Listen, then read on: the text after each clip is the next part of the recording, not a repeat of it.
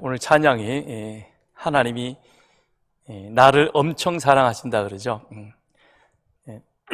이 엄청이라는 말이 좀 옛말처럼 들립니다. 요새는 이걸 더 가슴에 와닿기 위해서는 어떻게 하면 돼요? 제가 좀 강단에서 좀 하기 그러는데 개 많이 사랑한다 그러죠. 하나님이 나를 개 많이 사랑한다 그래요.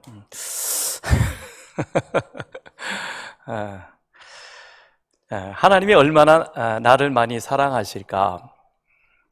우리가 그 사랑을 안다면, 그런 하나님의 마음을 안다면 우리는 어떤 상황에 있을지라도 낙심하거나 절망하거나 또는 하나님의 마음을 아프게 하는 그런 어떤 언행은 행하지 않을 것입니다. 문제는 나를 사랑하시는 그 하나님의 마음, 또 쉽게 얘기하면 부모의 자녀 사랑은 내리 사랑이라 그러죠. 자녀는 아무리 하더라도 부모의 사랑을 다는 이해하지 못합니다. 그러나 부모는 언제나서나 늘 자녀에 대한 염려와 그리고 자녀에 대한 생각으로만 가득합니다. 그래서 어떻게 하면 자녀에게 조금 더 나은 삶을, 또 조금 더 나은 것들을, 더 좋은 것들을 줄까? 이것이 늘 부모의 관심, 부모의 그 생각 영역 속에 머물러 있는 것이죠. 하나님이 바로 그런 것입니다. 성전 재건을 다시 시작하기는 했습니다만, 그런데 막상 시작하고 보니까 그 전에 보지 못했던 또 다른 문제 때문에 성전 건축을 시작했던 이 사람들이 다시 절망하게 되는, 낙심하게 되는 그런 상황에 직면하게 되는 것입니다. 만일 이들이 포로 귀한 자들이 그들이 성전 재건하는 그 일에 정말 하나님의 그 나를 사랑하시는 사랑을 깨닫고 그 사랑의 그 은혜에 그렇게 그 파도에 밀려가지고 만일 이 일을 했더라면 어떤 어려움, 어떤 문제가 있을지라도 그게 크게 문제가 되진 않았을 것입니다. 그런데 이걸 그들이 미처 다 깨닫지 못하다 보니까 그들 앞에 또 다른 새로운 문제가 보여지기 시작했습니다. 그게 성전을 새로 재건하기 위해서 성전 기초를 놓고 벽을 세워가다 보니까 기초 놓여주고 벽이 쌓으면 대충 이 건물이 어느 정도 되겠다, 윤곽이 드러나죠. 그러니 솔로몬 성전의 모습을 경험했던 그 노인들의 눈에는, 어른들의 눈에는 이게 볼품없이 초라합니다. 그러니 그것 때문에 우리가 이렇게 성전 지어도 되는 것인가 라고 그 안에 있는 그 마음의 섭섭함이 불평과 불만으로 툭툭 튀어나오게 되죠. 그런데 그 말을 했을 때 그 말을 듣는, 건축을 직접 감당하고 있는 사람들은 손을 약하게 만드는 겁니다. 기운이 빠지는 것이죠. 열심히 하는데, 최선을 다하는데 왜 저렇게 말하지? 그게 절망하게 만들고 힘들게 만드는 것입니다. 그런데 그 중에는 성전 재건 사역에 임하기는 하지만, 그러나 마음은 내가 정말 은혜로 이 일을 하는 것이 아니라 내가 정말 기쁨으로 부모를 공경하되 그 사랑에 겨워서 내가 어떻게 하면 이 부모의 사랑에 조금이나마 보답할 수 있을까 보여지잖아요, 그죠? 그런데 그렇지 않고 마지못해 자식이니까, 부모니까 그 관계 속에서 기계적으로, 의무적으로 그 일을 하는 것, 그게 이제 율법적 행위 속에 그 일들이 이루어지고 있는 것이죠. 우리가 이 일을 마무리 지어 놓으면, 그러면 하나님께서 지금의 우리 형편보다는 조금 더 나은 모습으로 우리들을 축복해 주시지는 않겠느냐라는 그런 기대감, 그 속에 그들이 이 일을 하는 것이죠. 그러다 보니까 성전 재건 사역이 신이 나지 않습니다. 힘이 들죠. 어렵죠. 그렇죠? 왜 안 그러겠어요? 벽돌 하나 쌓고 그 다음에 뭘 하나 하는 것도 그 마음에 큰 기쁨이 없는 것입니다. 그 다음에 또 다른 문제가 있습니다. 그건 에스라서 5장 3절에 보면 그때에 유브라데 강 건너편 총독 다뜨네와 스달보스네와 그들의 동관들이 다 나와 그들에게 이르되 누가 너에게 명령하여 이 성전을 건축하고 이 성곽을 바치게 하였느냐. 예. 그 이전에도 이미 반대하고 회방했던 그 대적들, 그들이 또다시 찾아와서는 그렇게 얘기를 하는 겁니다. 과연 이것이 합법적이냐?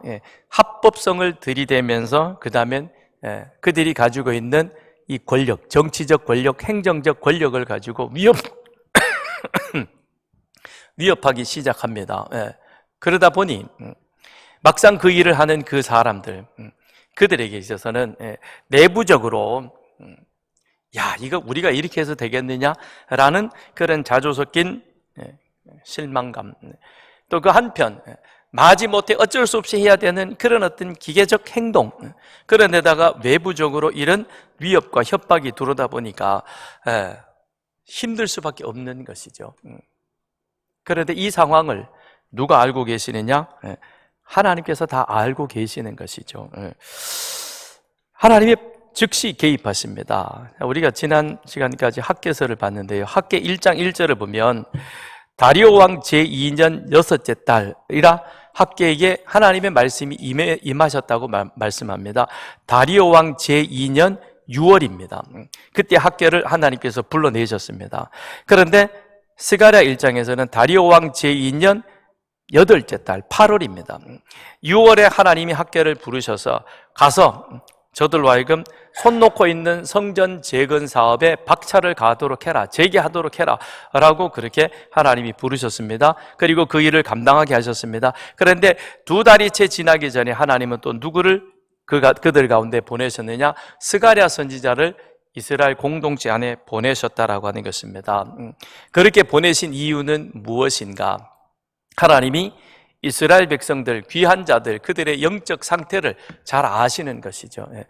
내적으로 실망감과 그 다음에는 어쩔 수 하는 그런 어떤 기계적 섬김, 그런데다 바깥쪽으로는 이런 핍박과 방해와 회방이 맞닥뜨리는 것이죠. 그러다 보니까 그 일을 막상 감당하고 있는 그 사람의 입장 속에서는, 그들 가운데는 그래도 좀 하려고 하는 사람들 중에서는 야, 이것도 진짜 어렵네, 그리고는 주저앉고 싶은 그런 상황에 하나님께서 스가랴 선지자를 보냈습니다. 그리고는 그들에게 위로하며 격려하며 소망의 말씀을 전하게 하시는 것이죠. 8절에 보면 내가 밤에 보니 한 사람이 붉은 말을 타고 골짜기 속 화석류 나무 사이에 섰고, 여기에 화석류 나무 사이에 서 있는 이 사람이 누구인가? 바로 성육신하기 이전의 예수 그리스도이십니다.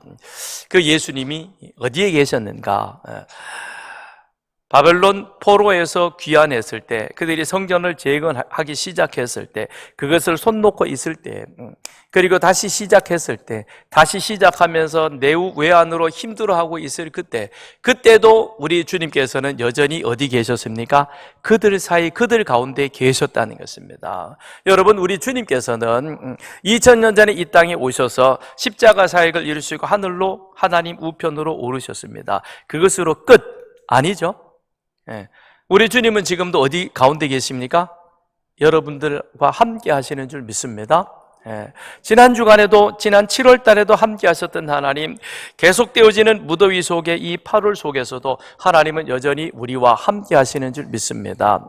아니, 우리 주님은 우리가 이 땅에서 우리의 모든 사역들을, 우리의 모든 일들을 다 마무리할 때까지 주님은 함께 하시고, 우리가 하나님 앞에 서는 그 순간까지 날마다 우리와 동행하시는 줄 믿습니다.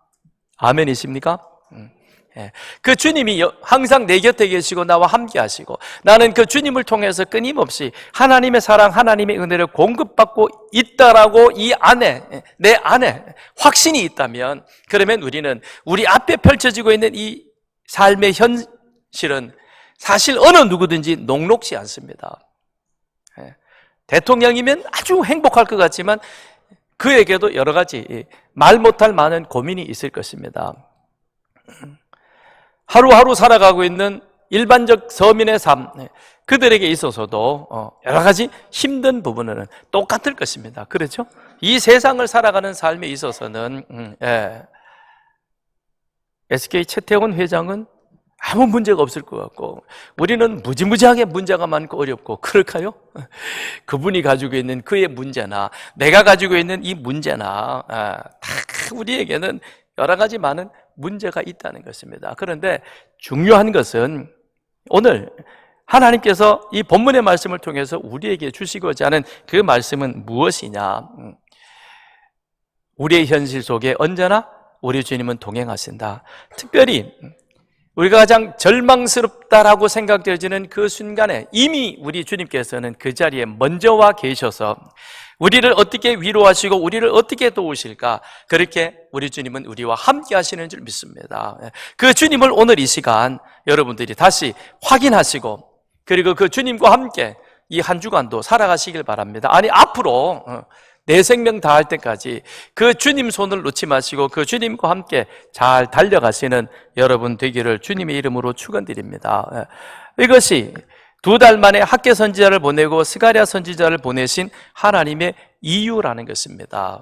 하나님은 이스라엘 백성들, 귀한 자들, 성전 재건을 시작한 그들의 형편과 상황을 너무도 잘 아시는 겁니다. 그래서 1절에 보니까 제2년 8째 달에 2달 만에 하나님께서 스가랴 선지자를 보내시는 것이죠. 학개와 스가랴는 같은 시대 같은 사람들에게 같은 주제를 가지고 하나님의 뜻을 예언했던 선지자들입니다. 그렇죠? 다리오 왕 제2년 6월 달에 학개가 와가지고 2달 동안 열심히, 요즘으로 치면 부흥의 사경회를 한 겁니다. 2달 동안 6월 7월 2달 동안 막 열심히 그냥 집집마다 타다다니면서 불러내가지고, 그리고는 지금 이러고 있을 때이냐, 지금 덥다고 그렇게 지금 뒤로 자빠져 있을 때이냐, 이게 지금 이럴 때가 아니다, 그러면서 집집마다 문 열고 들어가가지고는 그리고는 불러내는 겁니다. 다 불러내가지고 다 이 자리에 세워가지고 그리고는 아주 현실적으로 그리고 실제적으로 그리고 행동적으로 그들의 신앙을 아주 지적하십니다. 책망하십니다. 그리고는 빨리 나가서 하나님의 성전 건축을 하라고, 시작하라고 그렇게 촉구하십니다. 그러니까 학개 선지자의 메시지는 아주 추상과도 같은 것입니다. 지금이 어느 때인데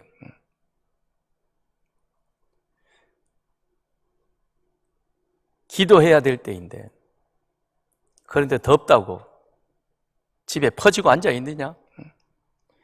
지금이 어느 순간인데 그러고 있냐? 그렇게 야단치는 것이죠.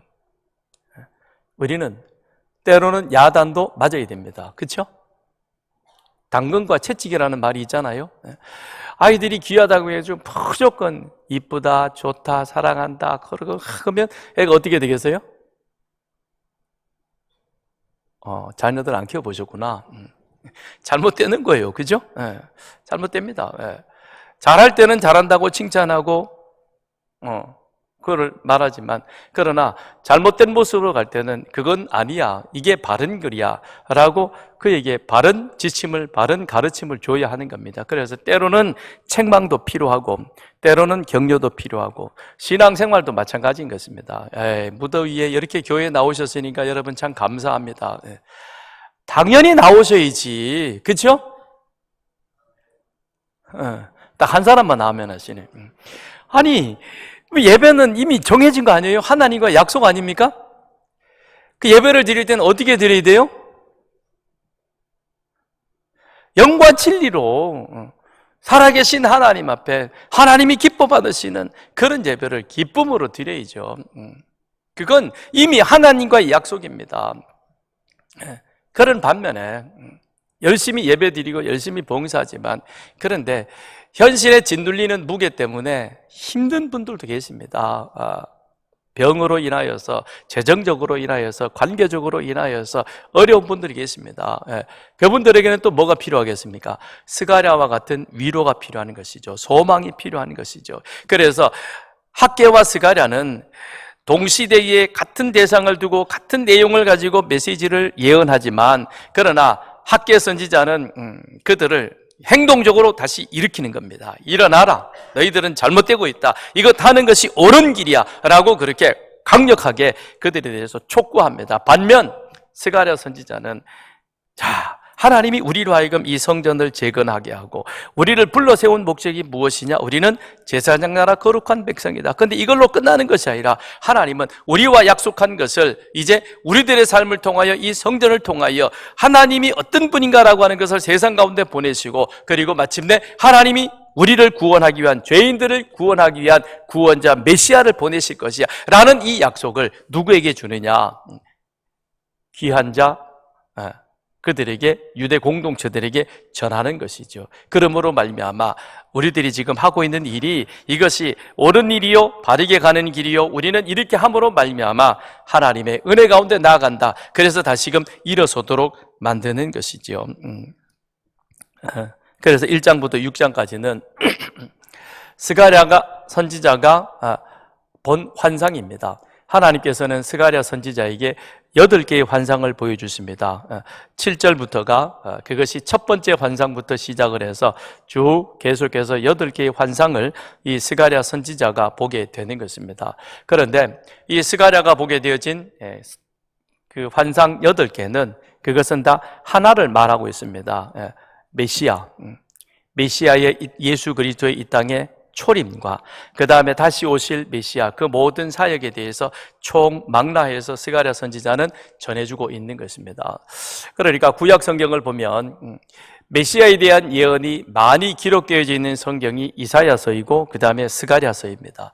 그런데 내용적으로 보면 이사야는 66장, 크게 장수가 많습니다. 그런데 스가랴서는 그에 비해서 분량으로는 굉장히 적지만 그 안에 예수 그리스도에 대한, 메시아에 대한 예언은 오히려 스가랴서가 더 함축적으로 그 모든 내용을 담고 있는 것입니다. 그래서 스가랴를 통해서 하나님은 이 8개의 환상을 보여주시면서 성전 재건에 힘쓰고 있는 그 유대 귀한 공동체들, 그들에게 지금 이 성전이 전부가 아니다, 이 성전을 통해서 하나님은 우리 죄인들에게 약속하셨던 언약의 메시아 예수 그리스도를 이 땅에 보내주실 것이다. 그러므로 지금 너희들이 하고 있는 이 일은 예수 그리스도의 오심을 준비하는 일이 되어지는 것이요, 그러므로 소망 가운데 이 일을 잘 감당하면 좋겠다. 하나님이 능력이 없으십니까? 하나님이 힘이 없으십니까? 하나님이 능력과 힘이 있기에, 그러기에 이방 왕 고레스의 마음을 움직여서 유다 백성들을 돌아갈 수 있도록, 뿐만 아니라 다른 모든 포로민들도 돌아갈 수 있도록 하셨습니다. 더군다나 유대인들에게는 돌아가서 성전을 건축하라 하셨습니다. 그렇다면 하나님께서는 그 고레스의 말을 사용해서 얼마든지 삐까번쩍한 모든 사람들이 부러워할 만한 그런 성전을 건축할 수도 있습니다. 그런데 하나님의 목적은 눈에 보이는 현실적인 성전이 전부가 아니라 그 성전을 통해서 하나님의 약속이 실현되어 가는 것, 즉 죄인을 구원하시겠다고 약속하신 여자의 후손을 통해서 예수 그리스도를 이 땅에 보내실 것이요, 그를 준비해가는 그 일들을 지금 누가 하고 있느냐? 바벨론 포로에서 새롭게 만들어진 제사장 나라 백성인 유대 공동체, 그들이 하나님을 온전히 경외하고 하나님 말씀대로 행함으로 말미암아 그 일들을 준비하게 하시는 겁니다. 그래서 하나님은 그렇게 스가랴서를, 선지자를 보내서 유대 공동체에게 다시 한번 그들의 사명을 일깨워 주시는 것이죠. 3절에 그러므로 너는 그들에게 말하기를 만군의 여호와께서 이처럼 이르시되 너희는 내게로 돌아오라, 만군의 여호와의 말이니라. 그리하면 내가 너희에게로 돌아가리라, 만군의 여호와의 말이니라. 선지자는 바벨론에서 돌아온 귀한 자들에게 가장 먼저 말하는 것이 무엇이냐? 여호와께로 돌아와서 화해할 것을 말해주고 있습니다. 이 3절의 말씀을 우리가 분명 그대로 읽어버리면, 이해하면 우리는 오해할 수가 있습니다. 왜냐하면 인간 중심적 구원, 우리가 먼저 하나님께로 돌아가면, 그러면 하나님께서 우리가 하는 행위를 보고 하나님께서 돌아오시겠다. 3절이 바로 그런 내용이거든요. 너는 여호와께서 이처럼 말할 때 너희는 내게로 돌아오라, 하나님께로 돌아오라. 그리하면 내가 너희에게로 돌아가리라. 예. 그러니까 인간이 하는 행동을 보면서 하나님께서도 그에 반응하시겠다라는 의미로 읽혀지게 됩니다. 그런데 이건 오해인 것입니다. 하나님께서 이렇게 하셨던 그 말씀의 의미는 그건 무엇이냐면, 너희들이 정말 선지자의 말을 듣고 너희 마음 안에 하나님이 얼마나 너희를 사랑하시고 너희에 대한 그와 같은 진심이, 그것이 변함이 없다는 사실을 너희가 깨닫고, 그리고 그 선지자의 말씀 앞에서 마음을 토하고 진정을 토하여 하나님 앞에 진실된 회개를 해라. 그래야만 하나님과 인격적 교제 관계가 세워진다는 것입니다. 그러니까 우리 안에 하나님과의 교제가 참으로 중요한데, 그 하나님과의 교제를 온전히 이루기 위해서는 우리에게 필요한 것이 있습니다. 그게 바로 무엇이냐면, 우리의 중심을 토하는 회개가 있어져야 한다는 것이죠. 우리가 예배 시간마다 참회 기도를 드리는데, 오늘 기도의 내용들을 보면 이런 것입니다. 십자가 은혜를 알면서도 우리 안에 불신앙이 있었습니다. 그래서 입으로는 하나님을 가까이 하고 입술로는 하나님을 공경하지만, 그러나 우리 중심은 사실은 내가 주인이 되어서 여전히 나는 내 뜻대로, 내 방식대로 그렇게 신앙 생활했었습니다 라는 고백이죠.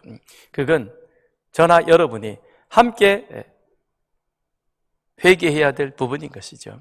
정말 우리가 이 중심을 토하고 우리 안에 정말 제가 하나님 말씀대로 하나님의 뜻대로 살지 못했던 그런 모습이 저에게 있습니다.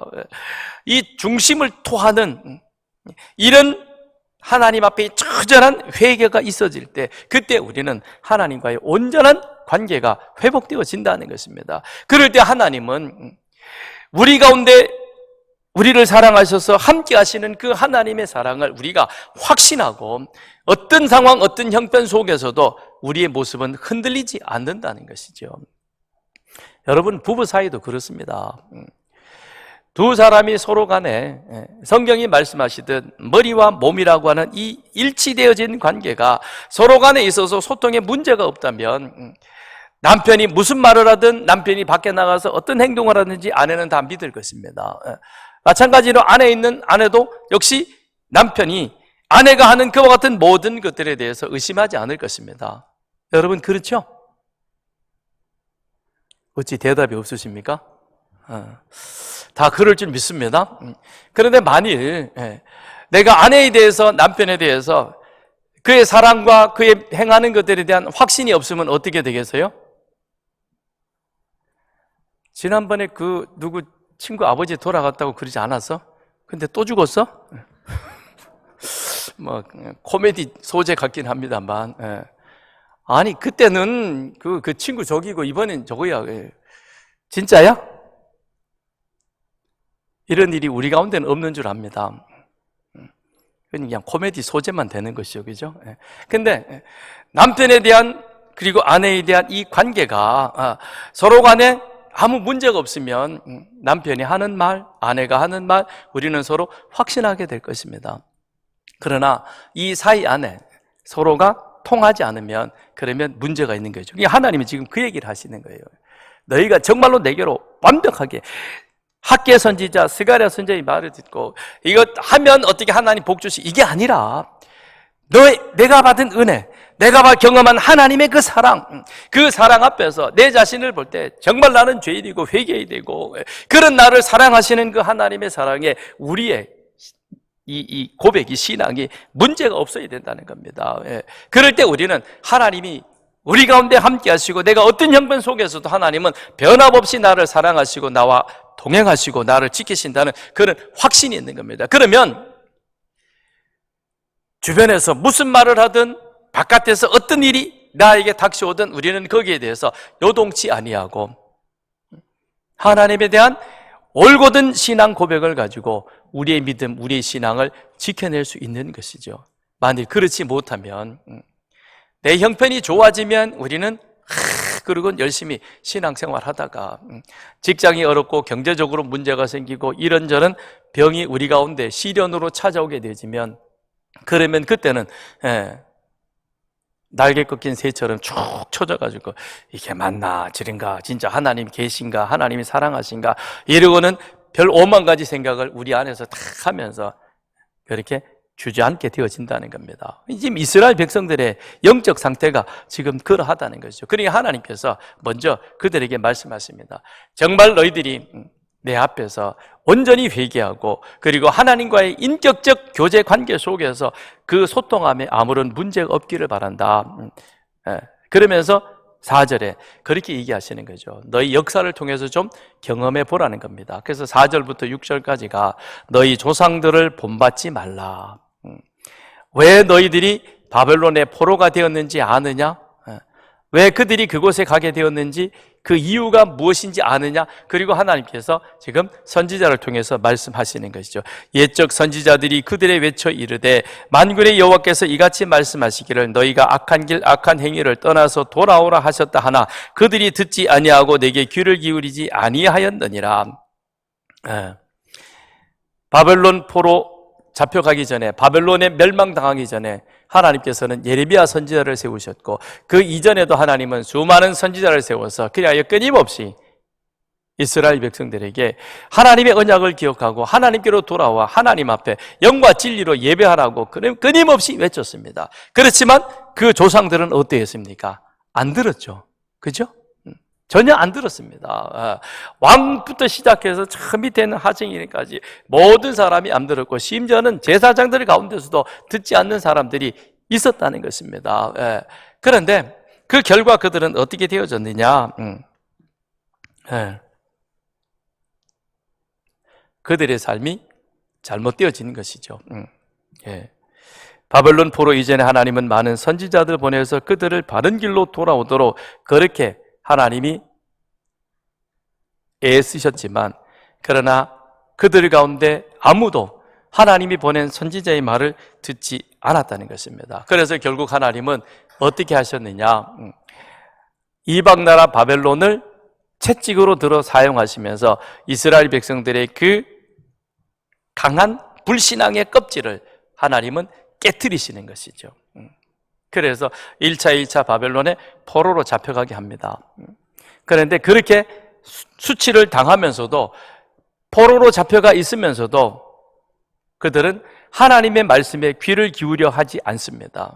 그리고 대신 하나냐 선지자가 말했던 거짓 선지자의 말을 듣고 곧 우리는 돌아가게 될 것이다 라는 그런 뭐라 그럴까요? 안일함 속에 빠져 있는 것이죠. 그러다가 결국 바벨론의 3차 공격에 의해서 예루살렘 성전이 무너집니다. 예루살렘 성전이 불타버립니다. 그리고 성 안에는 아비규환이 일어납니다. 여자들과 어린아이들의 그 울음소리가 예루살렘 성 안을 가득 채우게 됩니다. 그때서야 그렇게 되고 난 이후에야 그 다음에는 어떻게 합니까? 포로로 잡혀갔던 자들이 예레미야가 그렇게까지 외쳤던 그 말이 사실이구나. 그제서야 조금 깨닫게 되는 거죠. 그리고는 에스겔 선지자를 찾아와서는 그러면 이제 우리 어떻게 해야 돼요? 라고 묻는 것이죠. 그래서 지금 하나님이 말씀하시는 거죠. 4절에 너희 조상들을 본받지 말라. 너희 조상들이 얼마나 하나님의 은혜를 많이 입었느냐. 애굽에서 나올 수 있었던 것이 그것이 그들의 은혜로 그들의 능력으로 될 수 있었느냐. 하나님의 어린 양으로 말미암아 그들이 애굽에서 나올 수 있었던 것이다. 그리고 지금 다시 바벨론에서 고국으로 돌아올 수 있었던 것, 이것 또한 하나님의 은혜가 아니냐는 겁니다. 하나님께서 이와 같은 은혜를 베풀어 주셨는데, 그런데 어찌하여 너희들은 돌아와서 얼마 되지 않고 학계 선지자로부터 그렇게 책망을 받고 꾸지람을 들어서 그렇게 다시 이 일을 시작한다고 하면서도, 그러면서도 이 마음속에 하나님에 대한 온전한 확신, 하나님 사랑에 대한 그런 믿음, 이게 없어가지고는, 그리고 또다시 문제 앞에서 주저앉고 절망하고 낙심하느냐라고 하나님은 스가랴 선지자를 통해서 한편으로는 책망하시는 것이죠. 여러분, 우리 인간의 불신앙이 이만큼 무섭습니다. 이만큼 두껍습니다. 그래서 인간은 죽을 때까지 잘 안 바뀝니다. 정말 변화되기 어렵습니다. 그러니 하나님께서 오죽하시면 당신의 아들을 십자가에 그렇게 고통 가운데 내어 주셨겠냐고요. 그렇게 예수를 십자가에 못 박아 죽여놓고서도, 그리고도 우리는 지금 어떻게 합니까?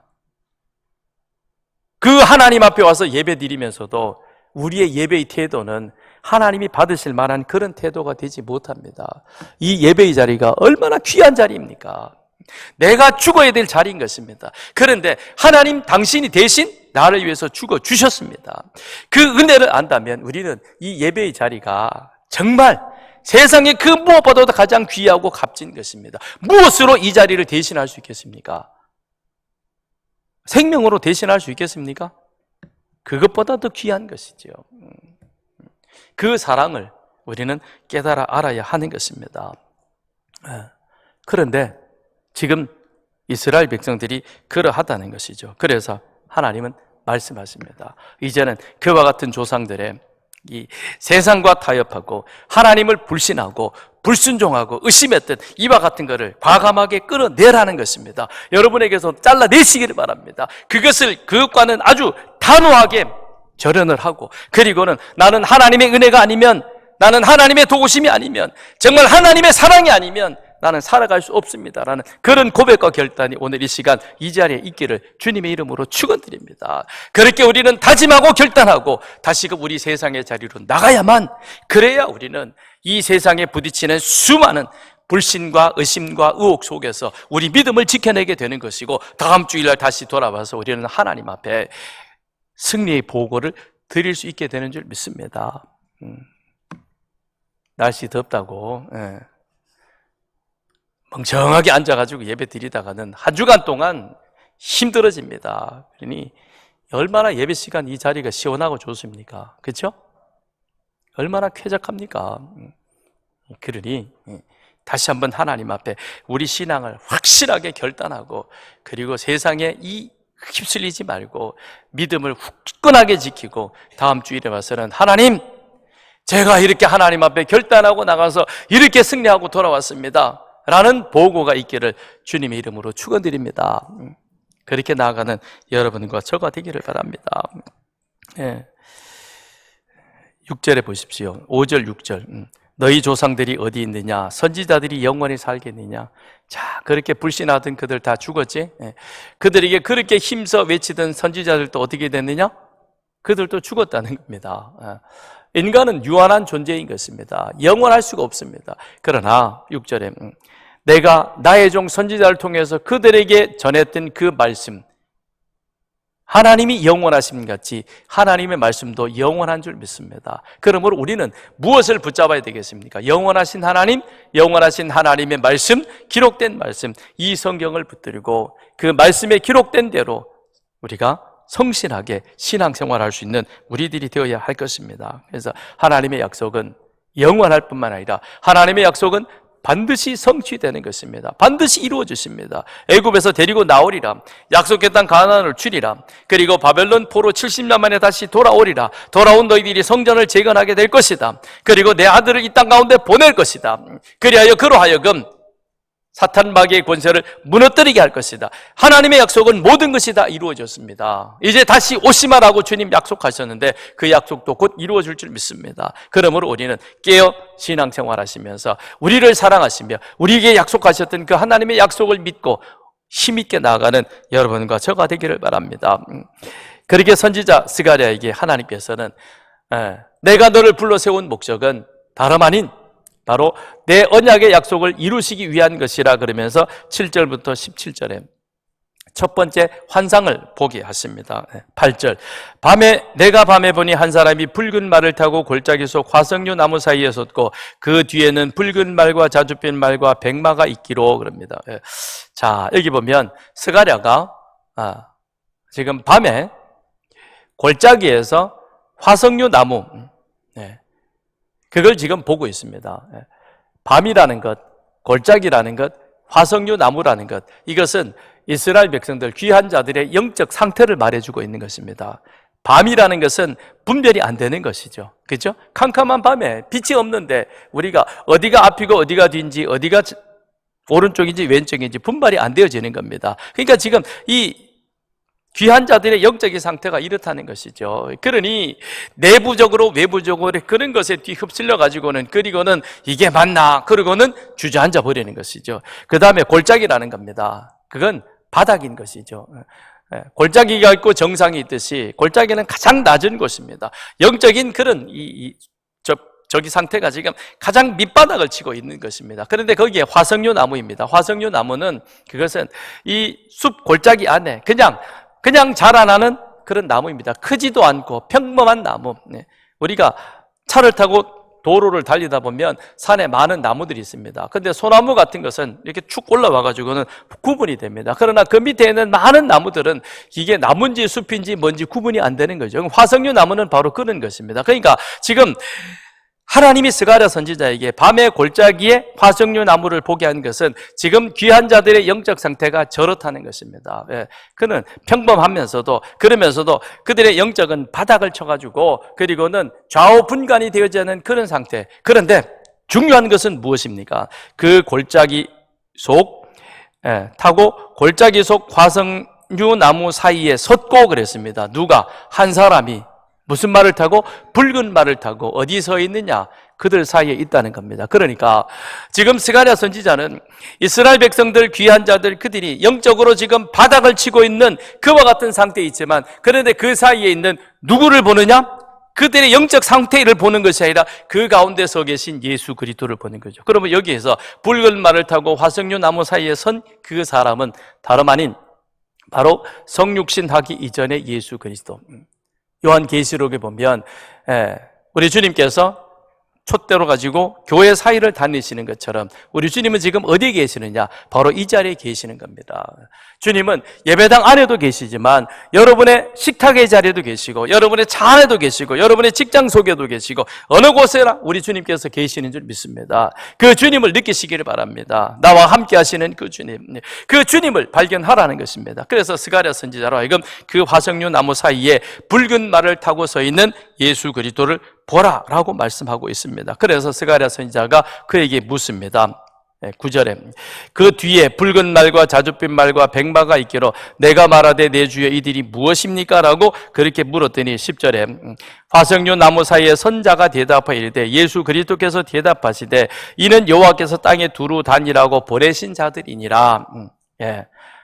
이 땅을 두루 다니며 세상 사람들이 어떻게 살아가고 있는지를 보고하라고 주님께서 보내신 영적 순찰대라는 것입니다. 그런데 그들이 세상을 두루 돌아보고 와서 11절에 화석류 나무 사이에 선 여호와의 천사에게 말하되, 성경에는 여호와, 여호와의 천사, 여호와의 사자, 구약 성경에는 이 세 가지가 때로는 문맥 속에서 여호와 하나님을 의미하며 예수 그리스도를 의미하기도 합니다. 그래서 여기에서 말하는 11절에서 여호와의 천사는 바로 예수 그리스도를 의미해주고 있는 것이죠. 그에게 세상을 두루 감찰하고 돌아온 영적 순찰대가 어떻게 보고합니까? 11절 우리가 땅에 두루 다녀보니 온 땅이 평안하고 조용하더이다. 이 말은, 이 보고를 들었을 때 스가랴 선지자의 마음은 어떻겠습니까? 아멘이겠어요? 아니면 불편하겠어요? 불편한 거예요. 왜죠? 지금 자기들의 동족은 영적 상태가 어떻습니까? 밤에 골짜기에 화석류 나무 같은데, 그런데 세상은 어때요? 태평성대를 누리고 있는 거죠. 여러분 지금 이 세상의 모습이 그렇지 않습니까? 우리는 나라를 위해서도 힘써 기도하고, 대통령을 위해서, 위정자들을 위해서, 이 땅의 나라가 하나님 앞에 반듯하게 세워지기 위해서 힘을 다해서 기도하는데, 그런데 정작 책임을 맡은 사람들은 어떠해요? 오로지 밥그릇 싸움만 하고 있잖아요. 그죠?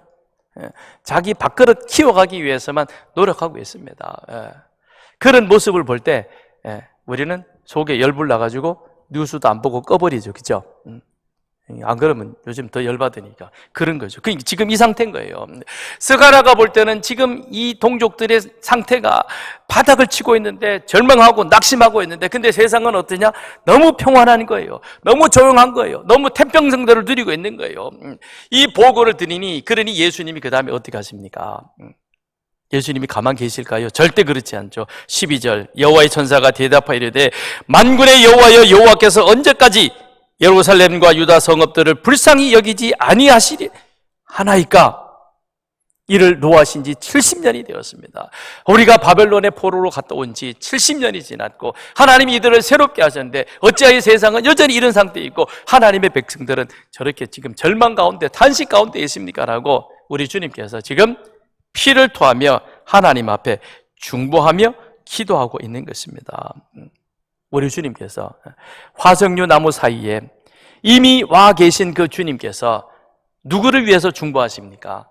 귀한 공동체, 성전 재건을 하기 위해서 모인 그들, 이런저런 이유로 인하여서 절망하고 낙심 가운데 있는 그들의 상황과 그들의 형편을 누구에게 아뢰입니까? 12절 하나님 앞에, 아버지 하나님 앞에 피를 토하듯 절규하며 기도하고 있는 것이죠. 우리도 우리의 삶을 위해서, 우리의 신앙을 위해서 하나님 앞에 힘을 다하여 기도합니다. 그런데 어떤 때는 너무 힘이 들고 너무 어려워서 꼭 기도해야 돼. 그래가지고는 기도의 자리에 나오기는 했지만 막상 입을 열어 기도하려니까 어때요? 기도가 잘 안 될 때도 있죠, 그죠? 하나님 그랬는데 그 다음에는 이게 이어지지 않습니다. 너무 힘드니까, 너무 어려우니까. 그런 일들 우리는 수도 없이 경험합니다. 그러나 잊지 마시길 바랍니다. 우리가 그렇게 힘들어하고 우리가 그렇게 막 이 안에 너무너무 어려워할 때, 그때 우리 주님은 이 모든 사정과 형편을 아시고 하나님 아버지 우편에 계시는 그 주님께서 하나님의 팔을 흔들면서 하나님 지금 저기 저 모습 안 보이십니까? 저가 지금 너무 힘들어서 하나님 앞에 나왔는데, 그런데 하나님 앞에 부르짖어 기도할 그와 같은 상황이 되지 못해서 그냥 탄식하고 있지 않습니까? 하나님 어떡할래요 아버지? 그러고는 이 아버지 하나님을 뒤흔드는 겁니다. 팔을 붙들고는 도와달라고. 12절 언제까지 예루살렘과 유다 성읍들을 불쌍히 여기지 아니하시겠습니까?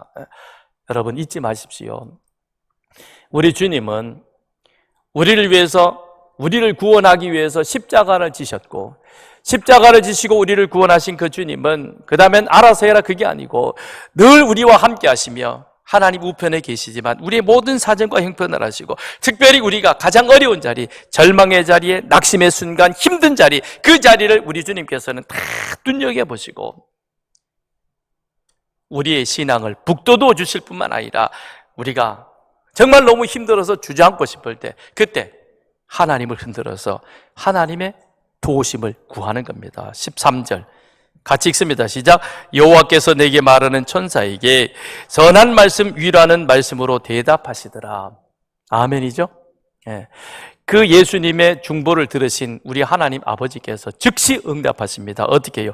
여호와께서 선한 말씀 위로하는 말씀. 예. 그래 안다. 내가 너를 도와주리라. 예. 절망의 자리에 이미 와 계신 주님, 그 주님은 우리를 위해서 중보하시고 주님의 중보를 들으신 주님께서는 그것을 외면치 않으시고 우리에게 선한 말, 위로하는 말을 오늘도 허락해 주시는 줄 믿습니다.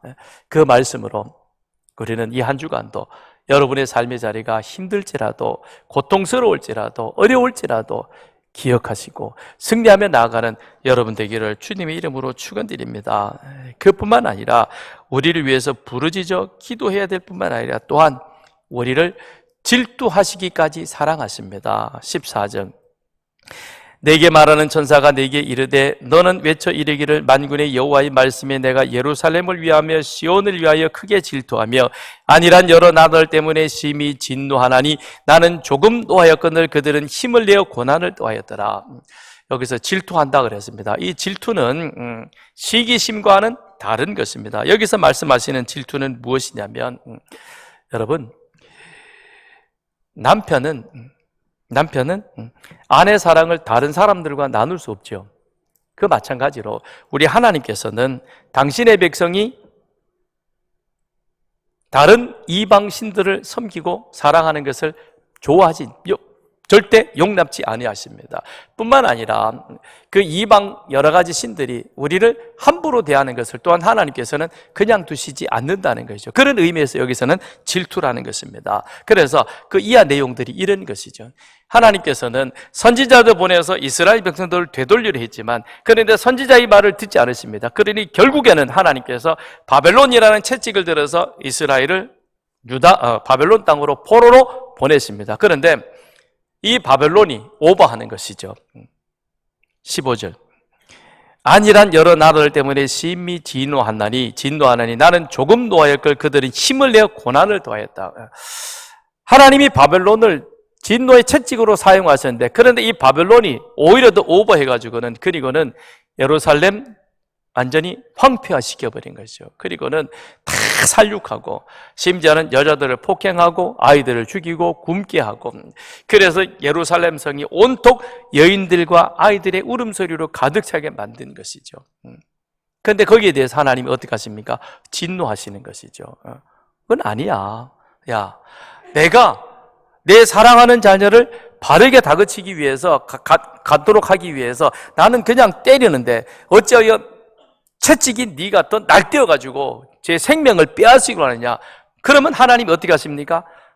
이방에 대해서 진노하시는 거죠. 그래서 여기서 말하는 질투란 바로 그와 같은 것입니다. 내가 사랑하는 자는 예루살렘이야. 이스라엘 백성들이야. 그들이 지금 잘못되었기 때문에 바르게 가도록 하기 위해서 내가 그들을 지금 징계하는데 그런데 너희는 그들을 죽이려 하네? 야, 그러면 안 돼. 내가 사랑하는 것은 예루살렘 백성들이야. 절대 너희 손에 내가 예루살렘이 죽도록 내버려 두지 않을 것이야. 하나님이 이방에 대해서 진노하신다는 겁니다. 그 의미는 무엇이겠습니까? 하나님은 그만큼 우리들을 사랑하시는 거죠. 당신의 선택한 백성, 그들을 하나님께서는 끝까지 지키시고 끝까지 사랑하시고 끝까지 책임져 주고 계시는 겁니다.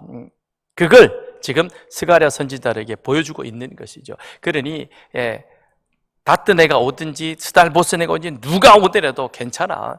그들이 와서 왕왕 짓더라도 그럴지라도 내가 내 백성들을 지키고 보호할 것이야. 하나님의 계획대로 갈 것이야 라고 하나님은 스가랴 선지자를 통해서 유대 귀한 공동체에게 그렇게 위로하고 계십니다. 그러면서 16절, 17절 약속하십니다. 무슨 약속입니까? 그러므로 여호와가 이처럼 말하노라 내가 불쌍히 여김으로 예루살렘에 돌아왔은즉 내 집이 그 가운데 건축되리니 예루살렘 위에 먹줄이 쳐지리라. 그가 다시 외쳐 이르기를 만군의 여호와의 말씀에 나의 성읍들이 넘치도록 다시 풍성할 것이라. 여호와가 다시 시온을 위로하며 다시 예루살렘을 택하리라. 예루살렘을 버리지 않으십니다. 그리고 반드시 성전 재건이 완성될 것을 말씀하십니다. 성전 재건으로 끝나는 것이 아니라 그 다음에 어떻게 합니까? 넘치도록 다시 풍부하게 할 것이라. 솔로몬 때처럼 두로와 시돈의 상인들이 오고 가며 그리하여 예루살렘이 번영이 다시금 회복될 것을 하나님은 약속하십니다. 우리 하나님은 이처럼 우리들을 사랑하십니다. 우리를 구원해 주셨을 뿐만 아니라 우리가 힘든 어려운 상황으로 인하여 절망할 것 같고 낙심할 것 같을 때 하나님은 이미 그 당신 아들 예수 그리스도를 우리 가운데 함께 하시면서 우리를 위로하십니다. 그리고 하나님의 소망을 갖게 하십니다. 더 나아가서는 하나님의 풍성한 약속을 우리로 하여금 경험하여 누리도록 하십니다. 그 하나님의 약속의 말씀을 기억하시고 이 한 주간도 우리는 그 하나님과 함께 여러분의 삶의 자리에서 승리하며 그리스도의 영광을 드러낼 수 있는 우리 모두가 되기를 주님의 이름으로 축원드립니다. 함께 기도하겠습니다. 이 시간 함께 기도할 때에 하나님, 우리를 위해서 중보하시며 우리를 대적하는 자들을 향하여 진노하시고 그들의 손에서 우리를 구원하시는 그 주님의 사랑을, 그 주님의 은혜를 다시 한번 기억하고 그 주님과 함께 이 한 주간도 승리하며 나아갈 수 있는 우리들의 삶이 되게 하옵소서. 우리 주님 한번 부르짖고 기도합니다.